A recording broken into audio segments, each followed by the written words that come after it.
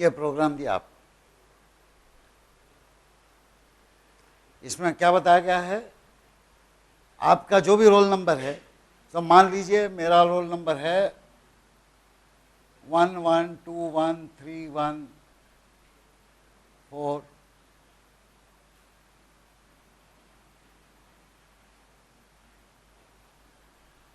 ये मेरा roll number है। तो मेरे रोल नंबर के लास्ट डिजिट्स क्या हुए, 4, 1435। तो मैं जो इसको इनपुट दूंगा क्या दूंगा, 1435, ये नंबर मैंने इनपुट दिया। अब आप हर एक जन जो है अपने अपने रोल नंबर के लास्ट डिजिट दें, लास्ट 4 डिजिट, और इसको इनपुट दें और ये प्रोग्राम एग्जीक्यूट करें। मान लीजिए आप खुद C++ कंप्यूटर, तो क्या रिजल्ट आएगा? हाँ, कितना है आपका? 100। क्या आपके लास्ट 4 डिजिट क्या है? 000026। ये इन्होंने इनपुट दिया इसको, तो n की वैल्यू क्या हो गई, लिखते जाते हैं हम लोग। n की वैल्यू क्या हो गई, 0026 हो गई। फिर उसके बाद m की वैल्यू क्या हुई, n डिवाइडेड बाय 1000। इसको 1000 से डिवाइड किया तो क्या आ जाएगा, 0 आ गया। ठीक है। If m equal to 0, m is equal to 10, यानी m की वैल्यू 0 से 10 हो गई। अब यहां पे आए, सम की वैल्यू क्या है, सम की वैल्यू है 0। सम की वैल्यू यहां पे तो 0 है, नहीं देखते हैं। अभी यहां पे i और j की दोनों की वैल्यू इनिशियलाइज हो रही हैं, दोनों की वैल्यू घट बढ़ रही हैं, और ये लूप कब तक चलेगा, जब तक j की वैल्यू m से छोटी है। j की वैल्यू बढ़ रही है, तो यहां हम लिखते हैं i की क्या वैल्यू है, j की क्या वैल्यू है, और हर इटरेशन में सम की क्या वैल्यू हो। तो पहले i की वैल्यू रहेगी क्या, m यानी 10, j की क्या वैल्यू रहेगी, 0। तो सम कितना हो जाएगा, सम इज इक्वल टू, शुरू में 0 था, अब ये हो जाएगा 10 माइनस 0, यानी 10 हो जाएगा। इसके बाद इटरेशन खत्म होकर वापस ऊपर गए, i माइनस माइनस यानी i हो गया 9, j कितना हो जाएगा, 1। क्या j m से छोटा है, हाँ j तो खाली 1 है। फिर वापस से अंदर आए, अब सब में क्या ऐड होगा, 10 ऐड हो गए, तो ये हो गए 20। उसके बाद ये क्या हुआ, 8, ये हुआ 2। Sum plus i minus j, 9 minus 1 यानी 8 ऐड होंगे, तो ये हो जाएगा 18। यहाँ कितने ऐड होंगे, 8 माइनस 2 यानी 6 ऐड होंगे, 24। फिर आएगा 7 और 6,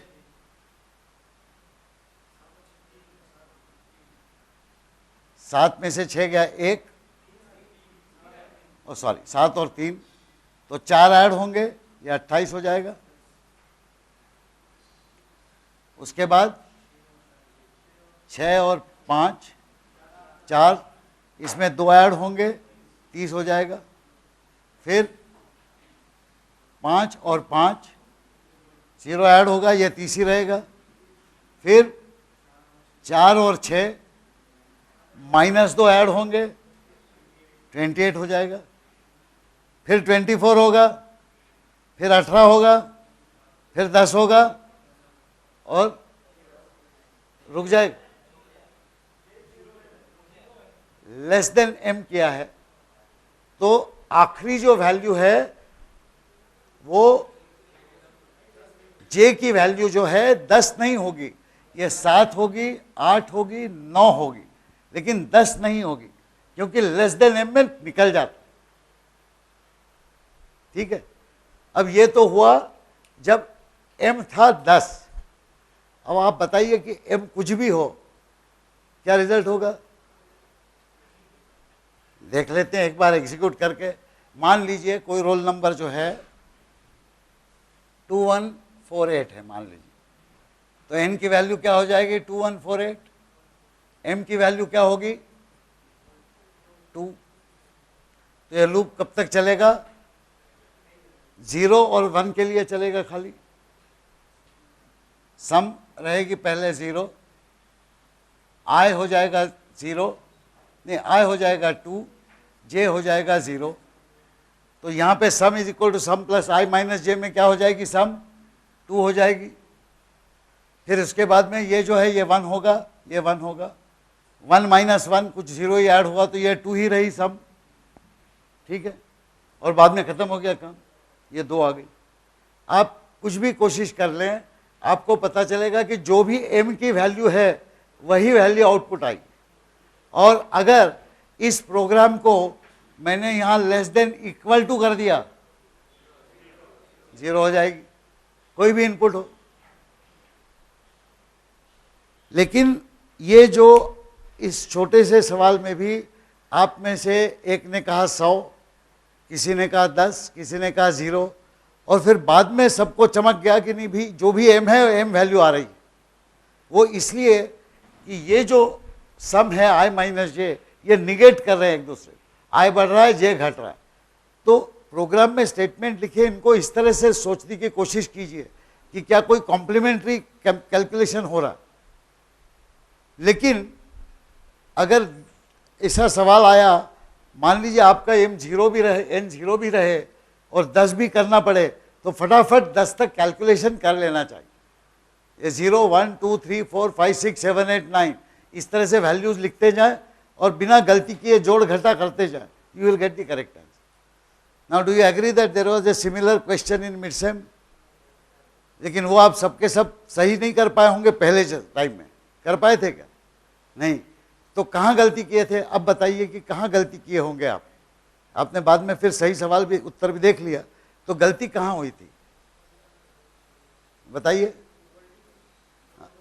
मतलब वो सही इनपुट नहीं देखा था, लेकिन जो इनपुट दिया था उससे आंसर सही आ रहा था, या उसमें भी कैलकुलेशन में गलती करी? हाँ, उसका भी आप एक काम कर सकते हैं। एक ये इसको ही एक्सपेरिमेंट बोलते हैं। आप लोग इतनी बार लैब में गए, किसी को लगा कि लैब में जाके एक वही प्रोग्राम छोटा सा टाइप कर दे, वो मूडल पे रखा हुआ है, कट एंड पेस्ट करके लगा दे और साले को एग्जीक्यूट करे 1 2 3 4 जितने भी वैल्यूज हो। देखिए रोल नंबर कोई भी हो, वो 2 डिजिट के रोल नंबर को अल्टीमेटली एक नंबर आता है, एक सिंगल डिजिट वैल्यू रहती है। वो 0 हो तो 10 हो जाती है, यानी मैक्सिमम कितनी वैल्यूज हो सकती है 1 2 3 4 5 6 7 8 9 और 10, इतनी वैल्यूज हो सकती है।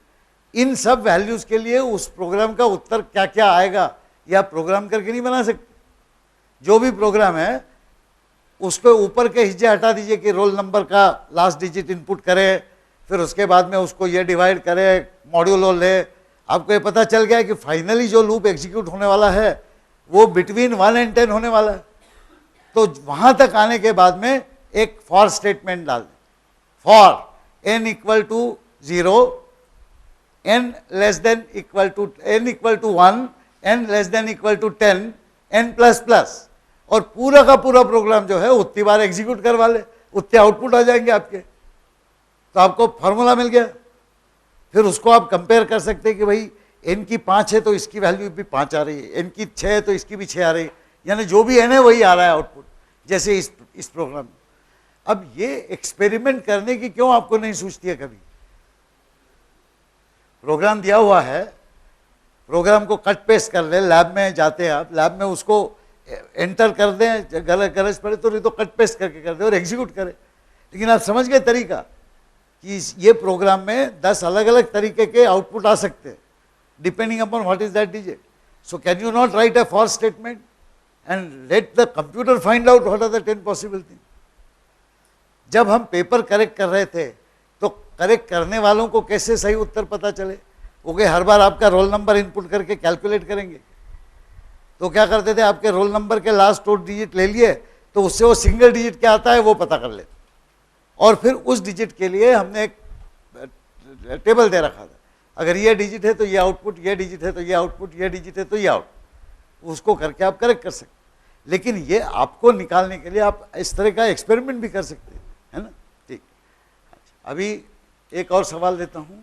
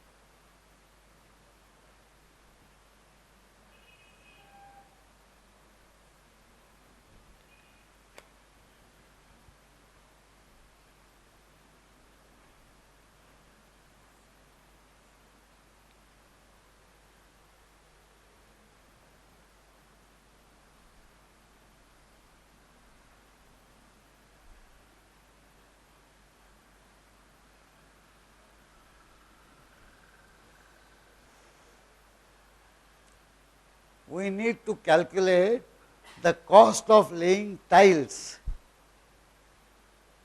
on the roofs of all houses in a colony.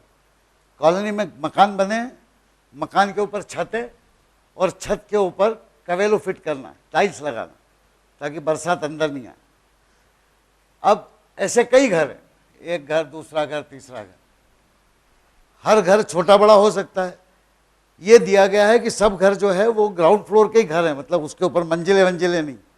तो हर घर के ऊपर एक छत है और छत कुछ इस तरीके की है, एक इस तरफ स्लैंटिंग है, दूसरा उस तरफ स्लैंटिंग, और ये जो दोनों साइड्स हैं उसकी स्लैंटिंग की वो एक ही साइज की, जो भी साइज हो। तो साइज मान लीजिए हर घर का दिया गया। अब हालांकि सब घर हैं तो छोटे छोटे, लेकिन अलग अलग साइज के हैं, किसी का बड़ा छत होगा, किसी का छोटा छत होगा, तो ये छतों के साइजेस जो हैं वो अलग अलग। तो मान लीजिए आपको दिया गया है of all houses, assume there are n houses for each of which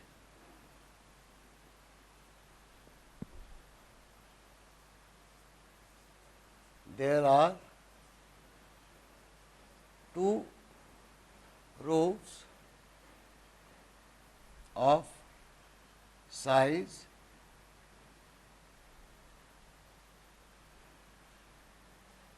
length by width।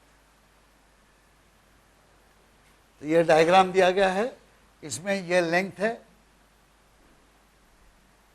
और ये विड्थ है।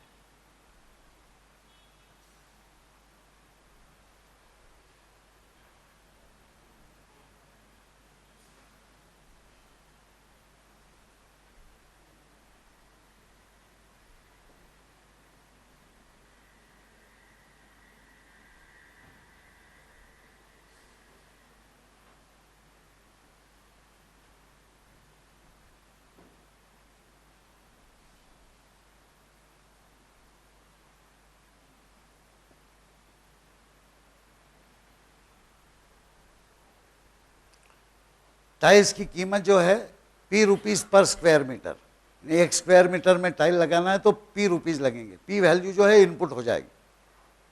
अब ऐसे n हाउसेस दिए गए हैं और हर हाउस का अलग अलग साइज है, तो ऐसा नहीं है कि दूसरा हाउस भी उसका L और W ही हो। मान लीजिए ये L1 और W1 है तो दूसरा L2 W2 होगा। लेकिन हर एक के साइजेस दिए हैं आपको, हर एक के साइजेस आपको दिए गए। तो ऐसा समझ कर लीजिए कि इस तरीके से आप डेटा कैसे फीड करेंगे। सबसे पहले ये सोचिए इस प्रकार, सबसे पहले तो आप पता करेंगे कितने हाउसेस हैं, n की जो वैल्यू होगी वो आप पढ़ेंगे। So your algorithm will say read value of n, ठीक है। उसके बाद आप इटरेशन बनाएंगे n बार, हर इटरेशन में आप एक एक घर के लेंथ और विड्थ पढ़ेंगे।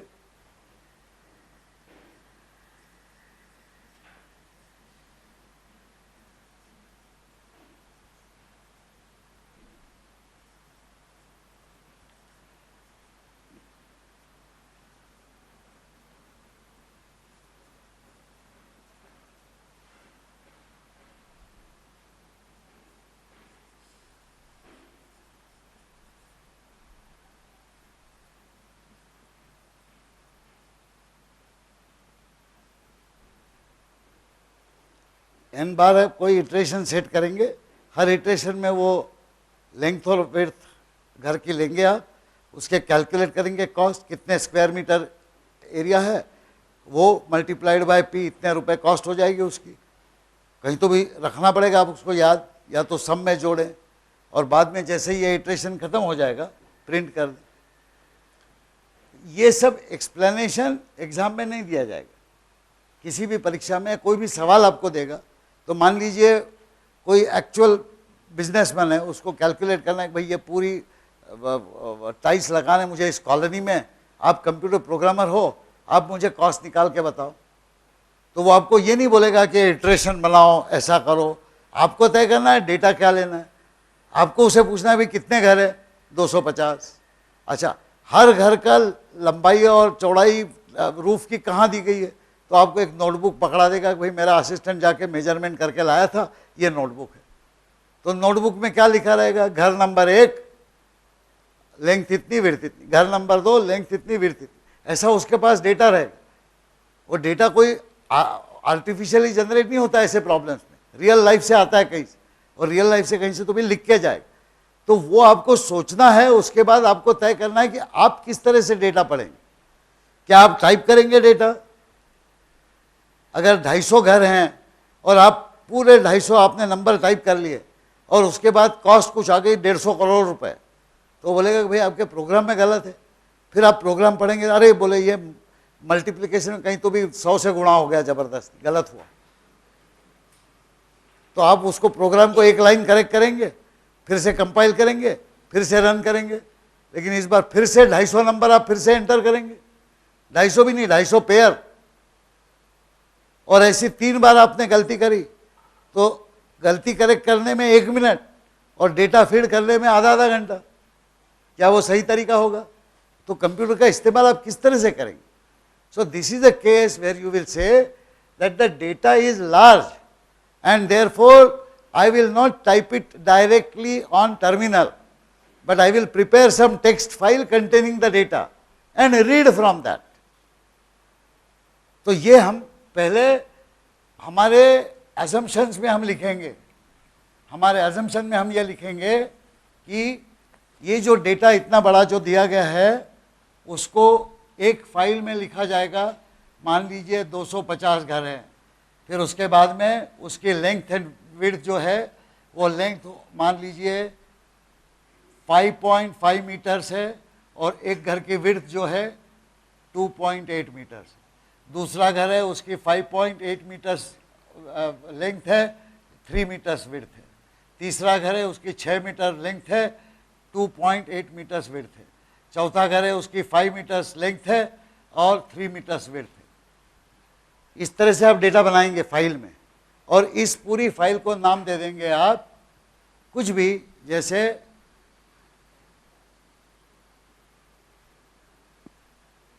House data dot txt। जैसे आप प्रोग्राम कैसे लिखते हैं, gedit के प्रोग्राम लिखते हैं, फिर उसको बोलते हैं सेव एज prog1.cpp। उसी तरह gedit में जाके उसके जो नोटबुक से आप पूरा डेटा ले लोगे और उसको पहले आपने पूछा रहेगा कितने घर है, उसने बोला होगा 250। अब देखिए ये जो प्रोग्रामिंग के आउटसाइड जो काम करने पड़ते हैं प्रॉब्लम सॉल्व करने के लिए, उसने कह दिया 250 घर है, उसने आपको नोटबुक थमा ली। जब आप इनपुट बना रहे होंगे तो यहाँ पे तो आपने लिख दिया 250, क्योंकि सबसे पहले आप पढ़ने वाले कितने घर है वो, और फिर उसके बाद हर घर के डायमेंशन पढ़ने वाले। लेकिन वो नोटबुक से एंट्री करते करते समय आपको 250 घरों का हिसाब मिला ही नहीं, आपको 245 घरों का ही आंकड़ा मिला, 250 मिला ही नहीं आप। तो पहली आपने ये लाइन लिखी है, आपकी फर्स्ट लाइन है, सेकंड लाइन है, थर्ड लाइन है, आप 245 में आ गए। यहाँ पे कुछ लिख दिया 6.3 और यहाँ पे लिख दिया 2.9 और उसके बाद यहाँ पे कुछ है ही नहीं डेटा। कैसे प्रॉब्लम सॉल्व होगा ये? आप प्रोग्राम तो लिखेंगे, जैसे ये लिखा cost.cpp, वो प्रोग्राम में आपने बाकायदा लिखा इंट मेन, फिर यहाँ पे लिखा इंट एन, फिर लिखा कॉस्ट, फिर लिखा एल डब्ल्यू, फिर लिखा टोटल, फिर यहाँ पे कर दिया टोटल इक्वल टू 0, फिर यहाँ पे लिखा सी इन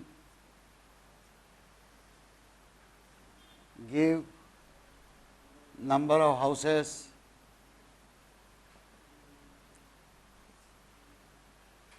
ये तो गड़बड़ हो गया भाई।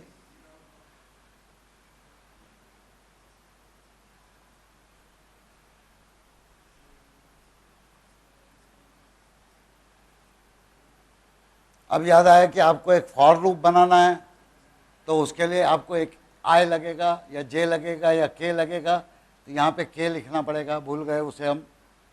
जब भी लिखते लिखते कभी भी वेरिएबल आ जाए तो ऊपर देख लेना चाहिए प्रोग्राम में कि है कि नहीं, वो नहीं है तो इमीडिएटली ऐड कर देना।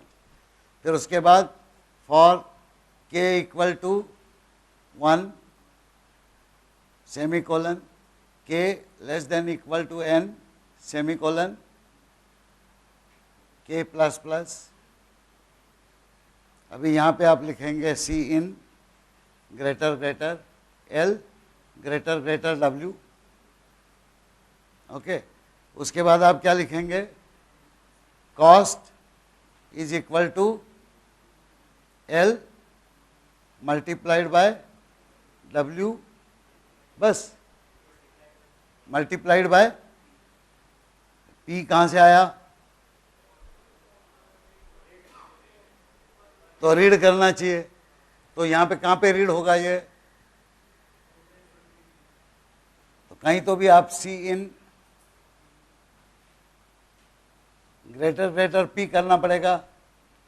अगर ये पी आपने एन से पहले पढ़ा तो जो आपकी इनपुट फाइल है उसमें 250 से पहले आपको कुछ तो भी नंबर लिखना पड़ेगा। जैसे प्राइस है, मान लीजिए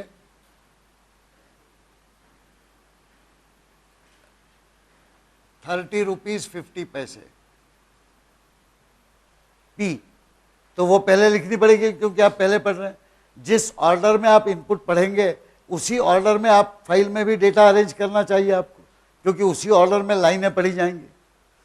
एक सबसे बड़ी गड़बड़, यहाँ पे आपकी वैल्यूज है 2.8 2.8, यहाँ पे आपने बड़े मजे में इंटीजर डिक्लेयर कर रखा है इनको। यहाँ पे प्राइस वो जो दुकान वाला है बोल रहा है 30 रुपये 50 पैसे लगेंगे पर स्क्वायर मीटर, आप सब लोग इंटीजर लेके घूम रहे हैं, क्या वो सही है? तो क्या होना चाहिए? तो फिर से बताएं ये क्या क्या होगा। यहाँ पर एक ही मेरे ख्याल से इंटीजर रहेगा n, क्योंकि घर जो है वो हमेशा इंटीजर नंबर है। 17.5 घरों पे कॉलेज नहीं चढ़ाएंगे आप टैक्स, या तो 17 पे चढ़ाओगे या 18 पे चढ़ाओ, वो इंटीजर हो। लेकिन लेंथ, विड्थ, प्राइस ये सब फ्रैक्शनल नंबर हो सकते हैं। तो इसके लिए सही हिसाब ये है कि आप बोलेंगे फ्लोट। अब क्या क्या चीज़ें थी पहले? एल था, डब्ल्यू था, कॉस्ट थी, टोटल कॉस्ट था और पी था, राइट। अच्छा, एक इसको इटरेशन के लिए हमें के की जरूरत थी, यहाँ पे के लिखा होना चाहिए। ठीक है। यहां तक जब हम प्रोग्राम लिख रहे हैं तो दो चीजें आप समझ लें। अगर आप ऐसा नहीं लिखते, भले डेटा कम देना हो या ज्यादा देना हो, लेकिन आप क्या डेटा देने वाले हैं ये पहले अगर नहीं लिखते तो आपको अपने प्रोग्राम की कुछ गलतियां समझ में नहीं आती कि भाई ये तो फ्रैक्शनल है, यहां पे मैंने इंट लिख दिया है, गड़बड़ हो जाएगी। ये आपको पहले समझ में नहीं आता। आप प्रोग्राम लिख देते पूरा, फिर अलग से डेटा बना के एग्जीक्यूट करते तो गड़बड़ हो सकती। उसी तरह से आप जब डेटा लिख रहे हो तो थोड़े बहुत प्रोग्राम के बारे में आपने सोच लिया है कि भाई सबसे पहले हम n पढ़ लेंगे, उसके बाद हर इटरेशन में लेंथ और विड्थ पढ़ेंगे, ये सोच के आपने ये लिखना शुरू किया।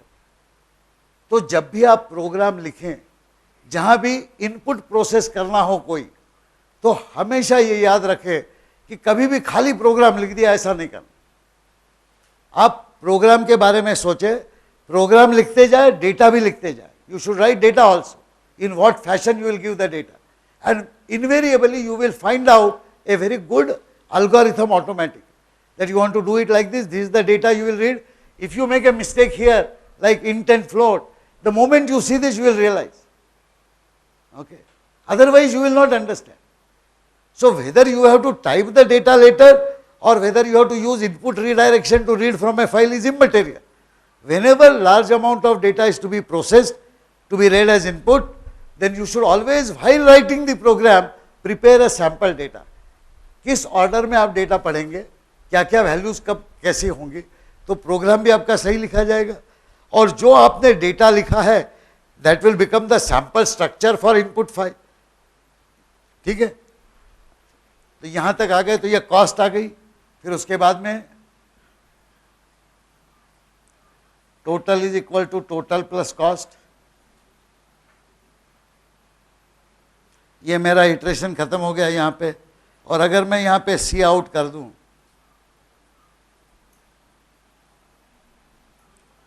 प्राइस आ गई मेरे को।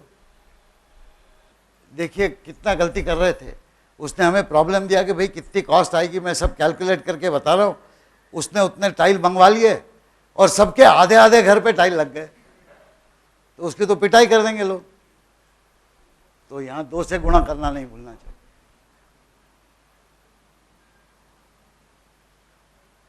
और इसके बाद जब आप कंपाइल करेंगे C++ cost.cpp, उसके बाद आप जब एग्जीक्यूट करेंगे ./a.out, यहां पे आप खाली लिख दें लेस देन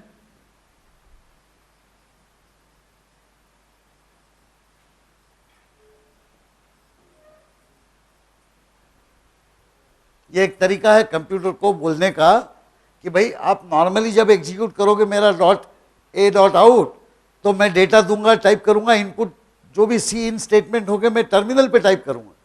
लेकिन इस केस में मैंने मेरा पूरा डेटा लाइन बाय लाइन एक टेक्स्ट फाइल बना के रख दिया है। तो आप मुझे टर्मिनल पे मैंने कुछ नहीं देने वाला। जब भी आपको सी इन स्टेटमेंट आए, इस फाइल में चले जाओ और लाइन बाय लाइन पढ़ते जाओ एज इफ मैं टाइप कर रहा हूँ। इसको बोलते हैं इनपुट रीडायरेक्शन। यानी इनपुट जो नॉर्मली टर्मिनल से आता है, अगर कमांड लाइन पे हमने लेस देन लिख के कोई फाइल का नाम दे दिया, तो कंप्यूटर जो है वो इनपुट टर्मिनल से नहीं लेगा, इस फाइल से ले लेगा। अब देखिए कितना सुविधा हो गया। आपने एक बार ये डेटा बराबर परफेक्ट बना लिया, दो बार चेक कर लिया। अब इसके बाद आपके प्रोग्राम की गलतियां 3 बार 4 बार भी आप निकालना चाहें तो हर बार एग्जीक्यूट करते समय खाली ये कमांड देनी है, डेटा टाइप नहीं करना आपको। एक बार कर दिया आपने, तो ये सुविधा है कि टेक्स्ट फाइल अगर बना दें तो उसका मतलब वही होता है जैसे आप टाइप करेंगे, एंटर दबाएंगे, टाइप करेंगे, एंटर दबाएंगे, उसके जगह आपने यहाँ टाइप किया, एंटर दबा दिया, टाइप किया, एंटर दबा दिया, वो पूरी की पूरी फाइल जो है एज इफ वो टर्मिनल पे आप टाइप कर रहे हैं, वो कीबोर्ड पे टाइप करने की बजाय एक एक लाइन आपके फाइल से पढ़ ली जाएगी सीन। उसी तरह अगर आपको बड़ा आउटपुट निकालना है और स्क्रीन पे आ रहा है, मान लीजिए 1000 लाइन आपने प्रिंट करी, मान लीजिए 1000 या 250 घर है। अब आपको वो जिसने भी प्रॉब्लम दिया कि भाई मेरे को कंप्यूटर प्रोग्रामर हो, मेरे कॉलोनी के टाइल लगाने की प्राइस बता दो, आपने उसको टोटल प्राइस तो बता दी, लेकिन बोला कि मुझे हर घर की प्राइस चाहिए क्योंकि भाई उससे मैं पैसे लूंगा। कि टाइल लगा है, तो उससे जो पैसे लूँगा तो उसको तो हर एक घर के लिए अलग अलग बिल देना पड़ेगा मुझे। तो आप मुझे घर नंबर और उसकी प्राइस ऐसा भी प्रिंट करके दे दो, टोटल मेरे लिए दे दो। तो कैसे करेंगे आप? ये फॉर लूप के अंदर हर घर की कॉस्ट कैलकुलेट हो रही है, उसको हम अंदर ही प्रिंट कर दें और घर नंबर तो हो जाएगा के। तो मान लीजिए यहाँ पे हमने इसको लिखने की बजाय ऐसे यहाँ पे लिख दिया सी आउट के, कुछ एक ब्लैंक दे दिए 2-4 और कॉस्ट, ठीक है। तब क्या आउटपुट आ जाएगा? 1 25,000 रुपया, 2 23,250, 3 इतना, 4 इतना, बराबर। और इसके बाद यहाँ पे और क्या लिखे थे हम?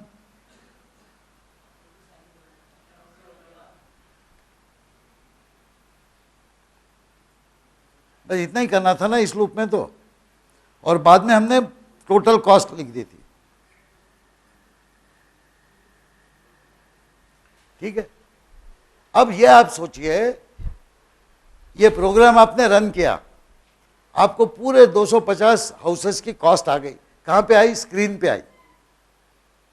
जिस आदमी ने आपको प्रॉब्लम दिया वो रहता है अंधेरी में। अब वो उसको क्या फोन करके बताओगे अंधेरे में घर नंबर 1, घर नंबर 2, घर नंबर 3?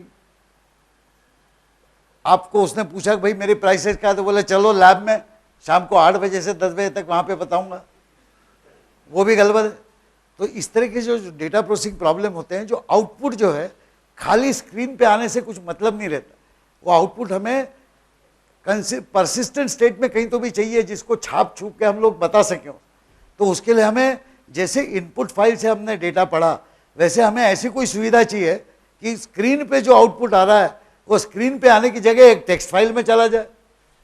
तो उसके लिए सुविधा है, यहाँ पे अगर मैंने ग्रेटर देन लिख दिया और उसको लिखा cost.txt,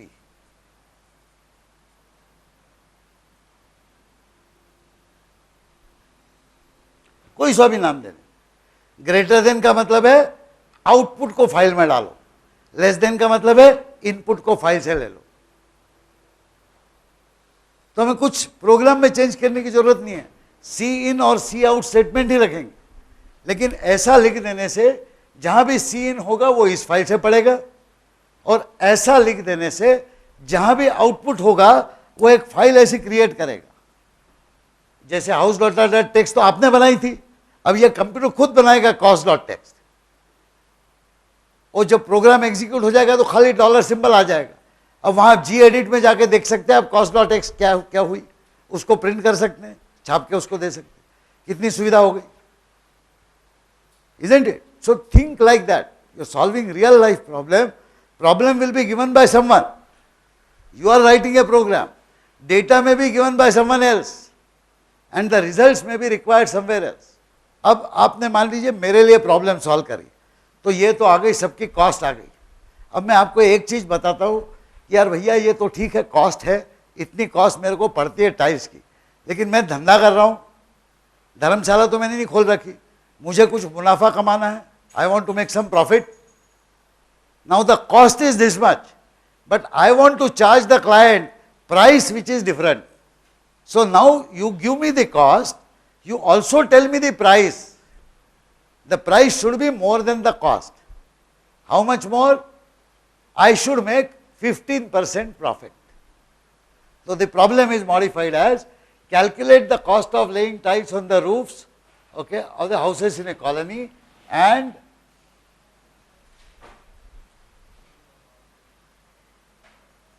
the price to be charged to make 15% profit. Simple problem change हो गया। पहले प्रॉब्लम था कॉस्ट निकालिए, अब प्रॉब्लम है कि भैया मैं धंधा कर रहा हूं, मुझे प्रॉफिट बनाना है। अब मैं, आपने इतना कैलकुलेट कर लिया, अब मैं कहाँ हर एक कॉस्ट में 15% ऐड करके मैं कैलकुलेट करूंगा, उसको बिल लिख के दूंगा, तो आप ही बता दो मुझे। तो आप क्या करेंगे? अब किस तरह से प्रोग्राम चेंज होगा। ओके, फर्स्ट थिंग, कॉस्ट तो कैलकुलेट करनी है। 250 हो या 100 हाउस हो, उनका डेटा तो पढ़ना ही है।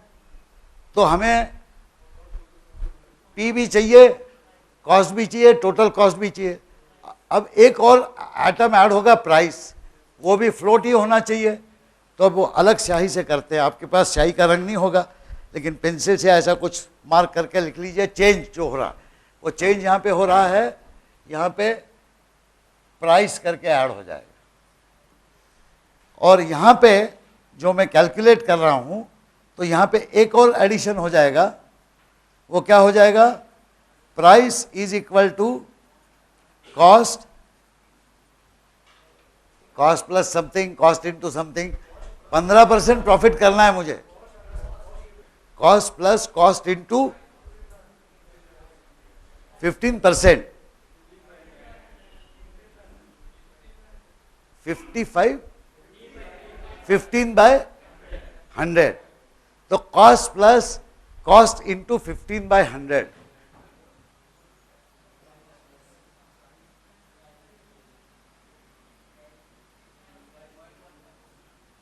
That means cost plus cost into 0.15.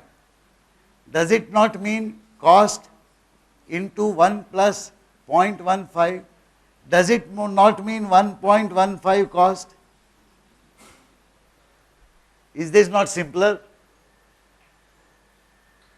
Whatever way you want to write it like that, there is no problem. Price is equal to 1.15 cost into, ये एक स्टेटमेंट यहाँ पे ऐड होगा।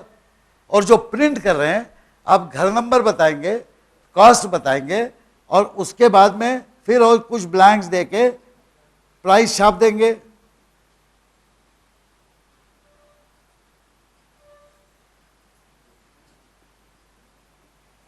तो आपका बढ़िया आउटपुट आ जाएगा। हाउस नंबर 1 कॉस्ट इतनी, प्राइस इतनी। हाउस नंबर 2 कॉस्ट इतनी, प्राइस इतनी। अब इसी प्रॉब्लम को, प्रोग्राम और नहीं लिखेंगे हम, लेकिन सोचिए रियल लाइफ में किस तरह की प्रॉब्लम आ सकती है। आपको किसने, उसने कहा कि आप प्रोग्राम लिख के दे दे, लेकिन मुझे क्या चाहिए, आप बिल बना के दे हर एक आदमी का, हर एक घर के लिए एक बिल बना के दे, अलग अलग पेज पे छापे, और आपको मैं हर बिल बनाने के 5 रुपए दूंगा। तो आप क्या कैलकुलेट करेंगे? एक पन्ने पे मुझे कंप्यूटर पे छापना है, उस पेज की क्या कॉस्ट होगी, कंप्यूटर टाइम मुझे कहीं से लेना पड़ेगा। तो मेरे पास कंप्यूटर है मान लीजिए, मुझे कितना समय लगेगा? 1 घंटा लगेगा प्रोग्राम लिखने में और डेटा फीड करने में। तो ठीक है, पैसा बन जाएगा मेरा, लेकिन मुझे प्रोग्राम अलग से लिखना पड़ेगा। उस प्रोग्राम में मैं SSC आउट करके नहीं लिख सकता। तो जनरली मैं जो डेटा है वो एक एक आदमी का एक एक पेज में छापूंगा, उसमें कुछ फॉर्मेट होगा। फिर वो बोलेगा कि भाई मैं बिल दे रहा हूं, तो उस आदमी का नाम पता भी लिखो। तो आप बोलोगे भाई नाम पता कहाँ है? मैं देता हूं आपको, ये दूसरी पोथी है, उसमें नाम पता लिखा है। तो आपने 2 अलग अलग डेटा दे दिया उसने आपको। एक तो घरों का डेटा दे दिया, उसमें रहने वाले मकान मालिक का नाम दे दिया और एड्रेस दे दिया, और दूसरी पोथी दी जिसमें घर के डायमेंशन लिखे। अब आपके 2 फाइल हो गए। अब आप सी इन स्टेटमेंट से तो काम नहीं चला सकते, क्योंकि सी इन एक ही फाइल से पड़ेगा। इसके लिए ये जरूरी है कि आप ये सीख लें कि इनपुट रीडायरेक्शन और आउटपुट रीडायरेक्शन तो ठीक है, सिंपल डेटा बड़े वॉल्यूम में होगा, उसके लिए हमने टेक्स्ट फाइल में लिख दिया, इनपुट रीडायरेक्शन कर लिया, वो अपने आप पढ़ लेगा, और आउटपुट भी इस तरह कर लेगा। लेकिन हमें 2-4 फाइलों से डेटा पढ़ना है और 2-3 फाइलें आउटपुट बनाना है, तो ये सुविधा ठीक नहीं। इसके लिए जैसे हम लोग इंटीजर और फ्लोटिंग पॉइंट और एरेज वगैरह अंदर डिफाइन करते हैं, उसी तरह प्रोग्राम में हम फाइल भी डिफाइन कर सकते। हम बोलेंगे file house information file, file house dimension file. एक फाइल पढ़ेंगे उसमें से उस आदमी का नाम पता सब आ जाए, दूसरी फाइल पढ़ेंगे उसमें से उस हाउसेस के ये डायमेंशन आ जाए। रियल लाइफ में देखिए कितने कैन हो सकते हैं, 250 घर है, लेकिन 245 का ही डेटा है। मैंने आपको पूछा था उस समय, आपने बताया नहीं कि 245 का ही डेटा है। जब आप डेटा फाइल तैयार करेंगे तो आपको काउंट करना पड़ेगा, उसको बोलना पड़ेगा भैया 245 घर का डेटा है मेरे। तो ये नंबर जो है आपको यहाँ पे चेंज करना पड़ेगा। आपको उसे बोलना पड़ेगा कि आपका डेटा सही नहीं है, 245 का ही मैं कैलकुलेशन करके दे सकता हूँ। अब मैं बड़ा प्रॉब्लम जो मैंने बताया उसके बारे में सोचिए, किसी और एक फाइल ने पता छोड़ दीजिए, नाम सबके लिखते दे दीजिए, घर नंबर और नाम, वो तो पूरे 250, लेकिन जो डेटा दिया है वो 245 जो है पहले 245 नहीं है, पूरे 250 घरों में से कुछ घरों का डेटा नहीं है। तो आप कैसे कोरिलेट करेंगे, क्योंकि अब तो आप बिल दे रहे हैं, खाली कॉस्ट नहीं कैलकुलेट कर। तो मान लीजिए 5वें घर का डेटा ही नहीं है उसके पास, तो आपने जो 5वें नंबर पे यहाँ पे भी जो डेटा लिखा होगा 1 2 3 4 5, ये डेटा जो है उस आदमी का नहीं है, दूसरे आदमी का है। तो आपके पहले 4 बिल ठीक बनेंगे और उसके जो बाद में है वो मेरे वाले का बिल पड़ोस में जाएगा, उसका मेरे पास आएगा। अब मेरा घर बहुत बड़ा है और पड़ोसी का छोटा है तो मैं खुश हो जाऊंगा, सस्ता बिल मिलेगा, लेकिन पड़ोसी पागल हो जाएगा, उसको बड़ा मिलेगा। गलत है, ये ठीक नहीं है। तो इसका मतलब हमें घर नंबर से बराबर डेटा लेना पड़ेगा और उसको बोलना पड़ेगा कि हम नहीं जानते जितने भी घर नंबर है, एक फाइल में आप घर नंबर और आदमी का नाम, घर नंबर और आदमी का नाम, तो घर नंबर 1 2 3 4, 5वां नहीं है तो 6 लिखो आप, ये 6 नंबर का घर। फिर पढ़ते समय भी मुझे वो ख्याल रखना पड़ेगा, खाली इटरेशन लगा के नहीं होगा, मुझे एरेज में आंकड़े सब पढ़ लेने पड़ेंगे। कुछ एरेज में 0 रहेगा क्योंकि उसका डेटा नहीं है, उसके बारे में कोई तजवीज़ करनी पड़ेगी। Why I am telling you this is that this is how real life problems will be and what we are learning। हम लोग जो पढ़ रहे हैं वो हम छोटे छोटे कंप्यूटेशनल हिज्जे पुर्जे पढ़ रहे हैं, लेकिन इस सब का उपयोग जो है वो हमें रियल लाइफ प्रॉब्लम सॉल्व करने को। ठीक है, अब आपको इटरेशन ये मालूम हो गया। अब इसमें इसके बाद में आपको मैं होमवर्क के लिए कुछ काम देता हूँ। अभी जो डेटा फाइल मैंने आपको बताई वैसे ही डेटा फाइल बनाऊंगा, लेकिन उसमें एक और एंट्री ऐड कर दिया, हाउस नंबर।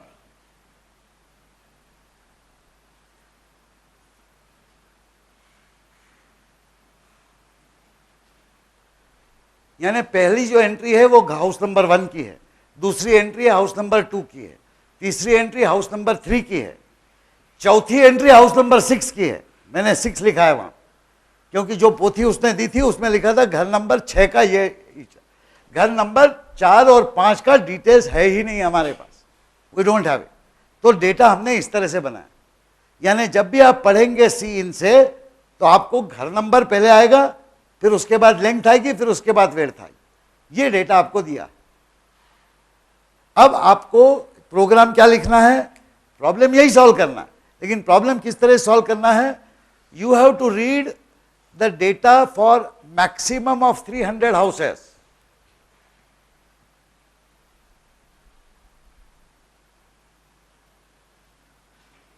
Maximum 300 houses. इसका मतलब मैं चाहता हूं कि आप एरेज डिफाइन कर लें, घर नंबर की एरे हो, घर के मकान मालिक का नाम की एरे हो और लेंथ और विड्थ की एरे हो, और इस तरह से जो डेटा दिया जाएगा वो आप पढ़ेंगे और जिस जिस एरे एलिमेंट का डेटा दिया गया है उसमें डालेंगे। ये याद करें कि आपके एरे 0 से चालू होते हैं, लेकिन घर नंबर 0 नहीं होता, देखा आपने कभी? मैंने नहीं देखा। तो 1 2 3 4 ऐसे नंबर रहेंगे। तो आप बिल्कुल बिना झिझक के जो आपकी एरे है 0th एलिमेंट को भूल जाइए, कुछ रखा ही नहीं उसमें, कोई जरूरी नहीं कि हर एलिमेंट ठूस ठूस के भर दिया जाए, 0 एलिमेंट पड़ा रहेगा वहाँ, आप 1 से भरें। अब भरते टाइम में आपको पता चलेगा कि कुछ डेटा है ही नहीं, वो कैसे पता चलेगा? आप पढ़ोगे तो पता चलेगा। इसमें एक और बता रहा हूँ आपको कि मैं जो है शुरू में आपको ये नंबर तो दूंगा ही नहीं, कितने घर है या नंबर नहीं दूंगा मैं, प्राइस भी इसमें नहीं दूंगा, या चलिए प्राइस दे देता हूं यहां पर 35.8 या जो भी है वो। फिर घर नंबर ऐसे जाते जाएंगे और मैं आपको बोलूंगा कि भाई मैंने कुछ गिने नहीं है मेरे पोथी में कितने घर हैं, लेकिन जितना भी डेटा पोथी में है उतना सबके आप मुझे बना के दे दो, उसमें घर नंबर लिखा है और डायमेंशन लिखे। तो आपको कुछ तो भी आर्टिफिशियली, आपको याद है बंद करते हैं आप, काम कैसे बंद करेंगे, इटरेशन कैसे खत्म करेंगे? एक तो टोटल नंबर ऑफ हाउसेस पढ़ ले, या फिर कुछ ऐसा आर्टिफिशियल डेटा दे दें कि जिसको पढ़ के आपका प्रोग्राम समझ ले कि डेटा खत्म हो गया। अब घर नंबर 0 तो होता नहीं है, तो हम आर्टिफिशियली यहाँ पे 0, 0.0, 0.0 ऐसे अगर डाल दें तो आपका काम आसान हो जाएगा। आप एक पहले रिकॉर्ड पढ़ लेंगे, फिर उसका जो फर्स्ट में डाल देंगे, सेकंड में डाल देंगे, 6 में डाल देंगे। लेकिन जब भी आपको ये 0 आ जाएगा तो इसका मतलब काम खत्म हो गया, डेटा खत्म हो गया। जब भी आए 0, अगर 0 आने से पहले 300 से ज़्यादा 306 घर हो गए तो आपका तबला बच जाएगा, क्योंकि आपकी एरे 300 की है, तो उसको भी आपको चेक करना पड़ेगा, नहीं तो प्रोग्राम बॉम्ब हो जाएगा। तो देखिए प्रोग्राम किस तरीके से लिखना, ये मैं चाहता हूं कि आप लिखें और वो लेके आए। वेडनेसडे नाइट को हम फिर मिलेंगे रात को 9 बजे, तो उस समय आपके प्रोग्राम्स होने चाहिए। और ये प्रोग्राम जो हैं आप लिखें, टाइप करें, चाहे ग्रुप बना के मिलके भी लिखें, लेकिन 2-4 जनों ने मिलके एक प्रोग्राम हो जाना चाहिए और वो आपको एक दूसरे के साथ डिस्कस करना चाहिए। आप अकेले अपने कमरे में कभी लिखते हैं, अकेले ही खुद देखते हैं, वो ठीक नहीं है। कोलैबोरेटिव ढंग से सीखिए, 2-4 जने मिलके पहले अलग अलग कोशिश कीजिए, फिर चारों प्रोग्राम्स लेके साथ में बैठिए और देखिए किसने कहाँ गलती करी। प्रॉब्लम समझ गए आप? आपको डेटा ये दिया गया है कि घर नंबर दिए गए हैं, आप फिर उसके डायमेंशन दिए गए हैं। इस फाइल में हमने प्राइस लिख दी है, इसमें हमने आदमी का नाम वगैरह कुछ नहीं लिखा है अभी, खाली यही डेटा है। और हम चाहते हैं कि आप इसका जो है ये निकालें। खाली इसमें एक और गड़बड़ है, इसमें हम बोल रहे हैं टू मेक T% प्रॉफिट, जो T इज ऑल्सो इनपुट। भाई कितना प्रॉफिट बनाना चाहिए मुझे, T की वैल्यू क्या होगी,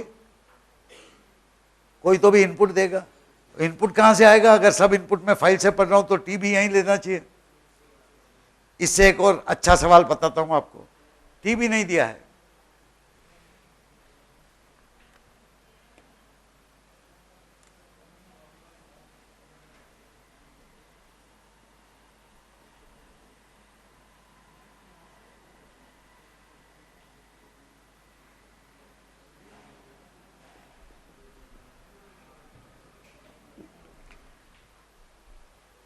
देखिए मैं आपको प्रोग्रामिंग का काम दे रहा हूं, पैसे देने वाला हूं ये प्रोग्राम लिखने के लिए, तो मैं चाहता हूं कि आप मेरे बिजनेस में अच्छी तरह सहायता करें। मेरा बिजनेस कैसा चलता है? कोई ऐसा फिक्स रहता है कि 15% प्रॉफिट या 10% प्रॉफिट? प्रॉफिट कैसे तय होता है? बाजार में मार्केट कंडीशन क्या है, टाइल लगाने वाले और कोई बंदे हैं क्या? अगर कम कंपटीशन हो तो मैं ज़्यादा प्राइस बढ़ा दूंगा, अगर ज़्यादा कंपटीशन हो तो कम कर दूंगा।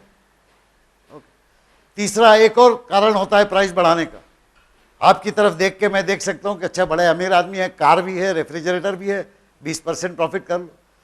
ये बेचारे इनके पास पैसे नहीं है, चलो 10% से काम चला लो। धंधा तो ऐसे ही होता है ना।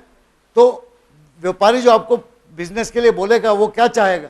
वो आपको बोलेगा कि भाई हमको एनालिसिस करके दो, ये तो कॉस्ट है, अगर 10% प्रॉफिट हुआ तो कितना, 15% हुआ तो कितना, 20% हुआ तो कितना, हमें 3 प्राइसेस लिख के दे दो। फिर हम वो 3 बिल लेके जाएंगे और इनका चेहरा देख के बता देंगे आपको ये बिल, आपको ये बिल। ठीक है, ये रियलिस्टिक है, ये रियल लाइफ ऐसा ही होगा कि नहीं? तो आपको फिर ये 3 प्राइसेस बतानी है, एक प्राइस नहीं। ये प्रोग्राम आप लिख के चलिए, ठीक, थैंक यू।